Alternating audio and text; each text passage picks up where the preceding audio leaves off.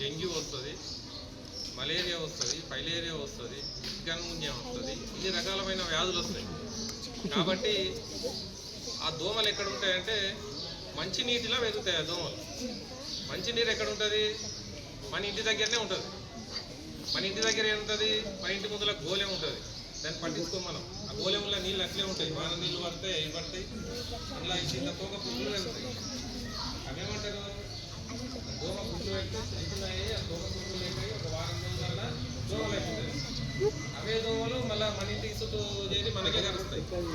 అందుకే మీరేం చేయాలంటే, మీరు మీ ఇంటి దగ్గర మీ ఇంటి ముందుల చిన్న లోటాలు ఉంటాయి కదా, లోట అంటారు కదా, ఆ లోటాలు కానీ, పైలిపోయిన కుండలు కానీ, లేకపోతే టైర్లు కానీ, లేకపోతే పైలిపోయిన బకెట్లు కానీ ఇంటి ముందర వేస్తారు. మీరంతా ఇంటి ముందర వేస్తే అందులో నీళ్ళు, వాన నీళ్ళు లేకపోతే మీరు పోసిన నీళ్ళు అందులో ఉంటే అందులో పెరుగుతాయి.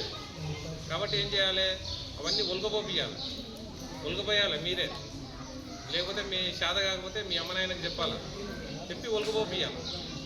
ఒలగపోస్తే ఏమవుతుంది? మనం ఆ దోమల నుంచి రక్షణ కల్పించుకున్న వాళ్ళం అవుతాం.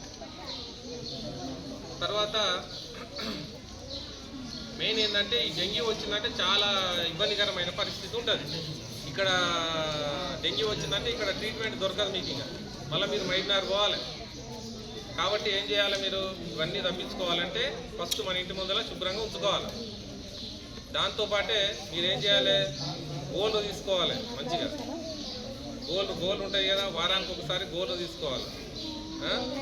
తర్వాత తినే ముందు, మధ్యాహ్నం తినే ముందు, ఎప్పుడైనా సరే తినే ముందు సబ్బుతోని చేతులు కడుక్కోవాలి. దీనివల్ల ఏమవుతుంది? మనకు ఈ జలుబు, తర్వాత ఈ చిన్న చిన్న అంటువ్యాధులు ఉంటాయి, అవి మనం దూరంగా చేసుకోగలిగిన వాళ్ళు అవుతాం. కేవలం పిల్లలు దేంతో సబ్బుతోని చేతులు కడుక్కుంటే దరిదాపు మనకు 30% వ్యాధులు దానితోనే వస్తాయి. చిన్న చిన్న రోగాలు కాకపోతే ముక్కు కాడుతుంది, ఆయన నెత్తిని వస్తుంటుంది, దగ్గులేస్తుంది, ఇట్లా రకరకాల చిన్న చిన్న వ్యాధులే దూరం చేసుకోగలుగుతాం మనం. అందుకే మీకు చెప్తే మీరు మీ అమ్మనాయనకి చెప్తారు, మీరు కూడా పాటిస్తారనే ఉద్దేశంతో ఇక్కడ రావడం జరిగింది. ఈ కార్యక్రమం ఇంకొకటి ఏంటంటే, మనకు విలేజ్ లెవెల్లో మన గ్రామాల్లో ఈ చిన్న ఏంటంటే, చిన్న జలుబు చేసినా లేకపోతే కొత్త జ్వరం వచ్చినా కానీ మనకు ఏఎన్ఎంస్ ఉంటారు ఇక్కడ విలేజ్లో. వాళ్ళిద్దరు ఉన్నారా? తెల్ల డ్రెస్ వేసుకుని ఉన్నారు కదా, వాళ్ళిద్దరి దగ్గర ఏముంది?